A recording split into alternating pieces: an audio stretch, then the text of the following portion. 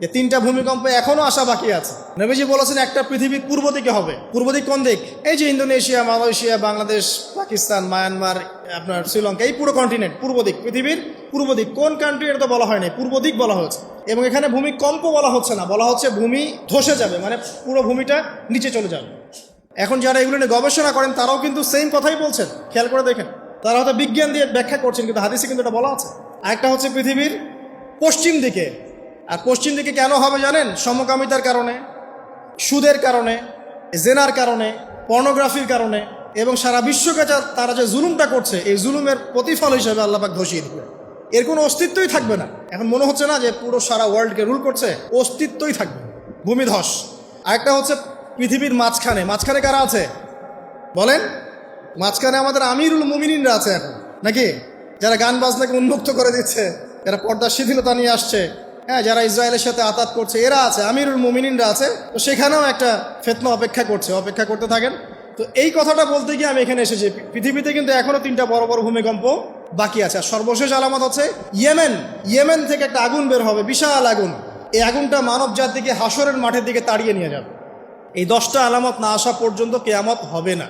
অতএব আপনি এখন রিল্যাক্সে নাকে তেল দিয়ে ঘুমান, নাকি ভাই?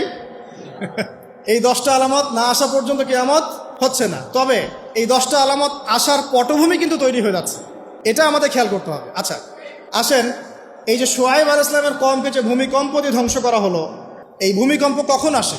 আল্লাহ পাক বলছেন তার রাসূলের মাধ্যমে, যখন সমাজের মধ্যে পাপ বেড়ে যাবে, অশ্লীলতা বেড়ে যাবে, মানুষ মাদককে হালাল মনে করা শুরু করবে, জেনাকে হালাল মনে করা শুরু করবে, এবং এই যে বেপরদামি বেড়ে যাবে, তখন সমাজের মধ্যে ভূমিকম্প দেখা দিবে, ভূমিধস দেখা দিবে। গান বাজনা, বাদ্যযন্ত্রকে মানুষ হালাল মনে করা শুরু করবে, তখন এগুলো আসবে।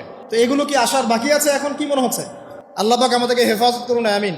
বাঁচার উপায় কি? ওই যে বললাম, রব্বানা বলেন, আতিনা মিন লাদুনকা রাহমা ওয়া হাইয়্ লানা মিন আমরিনা রাশাদা। এভাবেই ইতিহাস নিজেকে পুনরাবৃত্তি ঘটিয়েছে। ইতিহাস পড়ে দেখেন, আমি নিজে হিস্ট্রির ছাত্র, আপনি পড়ে দেখবেন, পুরো ঐতিহাসিক পটভূমি পড়ে দেখবেন, মানুষ এই ঊনবিংশ শতাব্দী আসার আগে এত অশ্লীল ছিল না। এখনকার বিশ্বে যত সমস্যা চলছে, কয়েকটা বলি, রিবা বা সুদ, জেনা বা উন্মুক্ত যৌনাচার, তারপরে বেপরদামি, অশ্লীলতা, 4 নাম্বার আপনার মাদক, ঠিক আছে, 5 যে বড় মহামারী পর্নোগ্রাফি, যত বড় বড় মেজর সমস্যাগুলো চলছে, যেগুলো ইয়াং জেনারেশনকে ধ্বংস করে দিচ্ছে, এগুলোর ম্যাক্সিমাম এসেছে কিন্তু পশ্চিম থেকে।